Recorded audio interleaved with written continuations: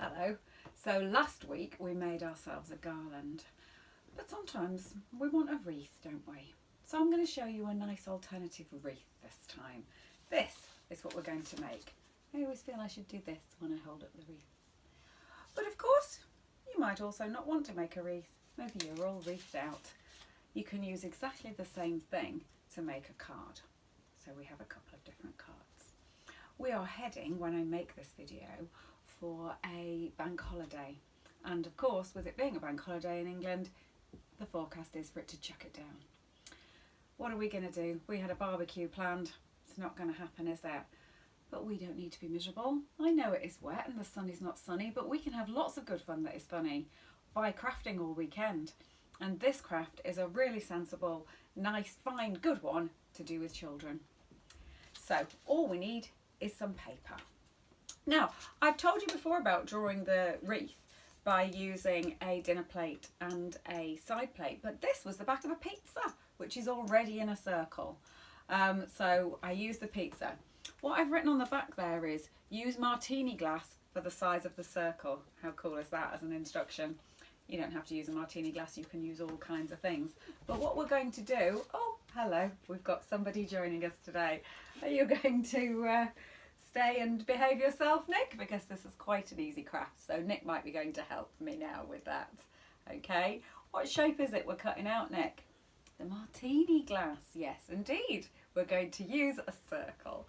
So you're going to cut yourself out a circle. Now this martini glass size is quite big, so that would be for your wreath. If you're doing something for a card, I recommend cutting out a circle and testing it by putting it on before you do lots and lots of them. But this is a really, really, really simple fold, and it's just going to create a nice, interesting thing that we can do. This is the fold that we're going to do. So we've got one there, one there, one there, one there, one there, and that's what we're going to do. But do you remember the thing about mountain folds and valley folds? Mountain folds, valley folds. Sometimes it's important to do them the other way.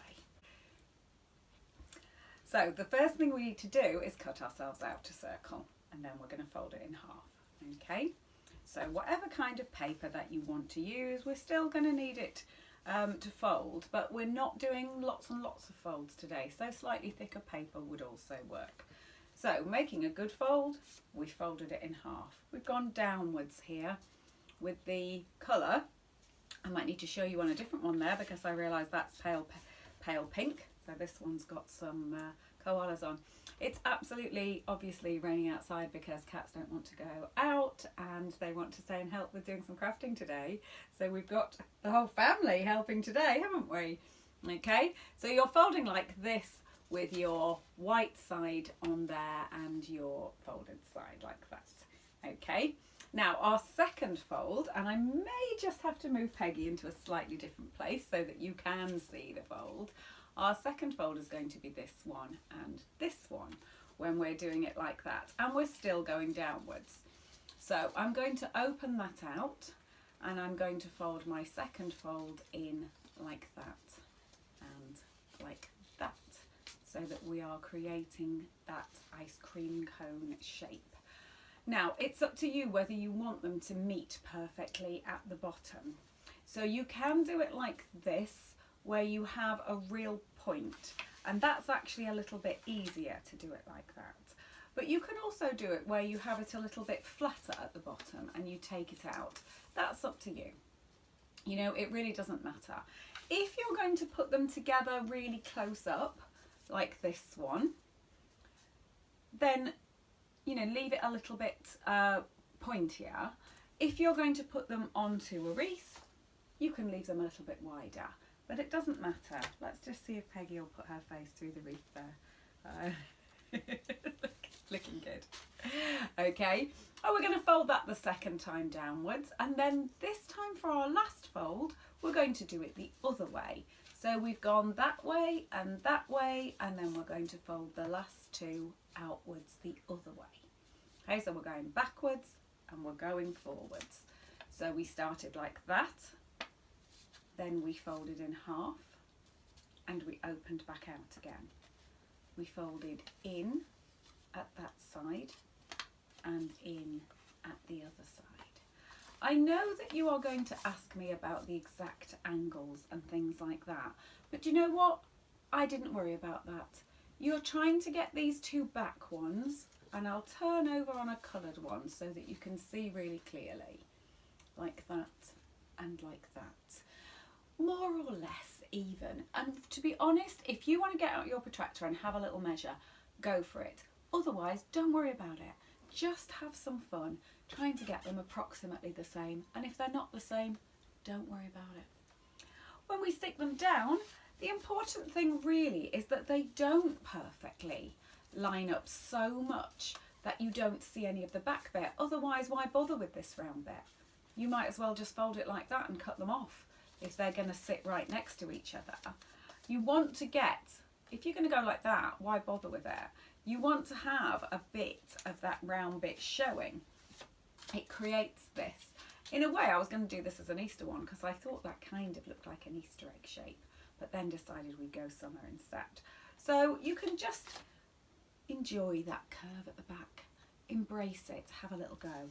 This look looks really well if you just use really cheap paper from a magazine. This is one of those garden features in a magazine, and I've put them round and together, just messing about, going off the side. It's cheap paper, so it doesn't matter how many times you fold it up, you're okay with that. You can embellish by adding different bits into the corners if you like. On this one, I've got out the martini glass as well, drunk the martini obviously, drawn around it onto the cat food box. Don't worry Peggy, I took the cat food out first, and that created a nice thick circle to stick on here. It was too hard for me to cut the middle bit out, which was my original intention, and I thought, oh, let's give it a go. And I found this lovely bee paper, which is very much in keeping with a spring-like theme, even if it doesn't feel too spring-like. I cut out one of the bees in the middle, cut it out like that, embraced how that was, and it has this nice 3D quality of sticking up. You can experiment, do several layers, find things like that, thick corrugated card. You could make the whole thing out of it, you could make a little one. Those ones are more spread out. So here I put them relatively close together, not worrying about the pattern. Here I've spread them out, but I have worried about the pattern. I've done a B one and then a yellow one and a B one and a yellow one all the way through. You could get out your nice paper and make this look really amazing by using fancy origami paper. You could even go for your lovely koala paper. I know very well my friend Teresa will be wanting to use her koala paper for something else. Have a go at doing that. You could put your koala in the middle. The other thing that you could do in the middle is of course have a photograph or a number for somebody's birthday. You could have a go at doing all those kinds of things. If your middle is a little bit untidy, why not get out a sequin, a little flower, or even just cut something out of a magazine to stick over that centre. If you're not happy with the fact that it's not perfect in the middle, you can always cover it up. That should be fine. If, like me, you sometimes need to make signs to these, we could start looking ahead to a new season and thinking perhaps Felicity Crafts Summer. From next week on, that's exactly what we'll be doing. Come rain or shine, we'll be back here doing some crafts. Do you know what's happened now? My martini glass is empty. I'm going off now to try and find somebody to fill it up. See you next week. Bye.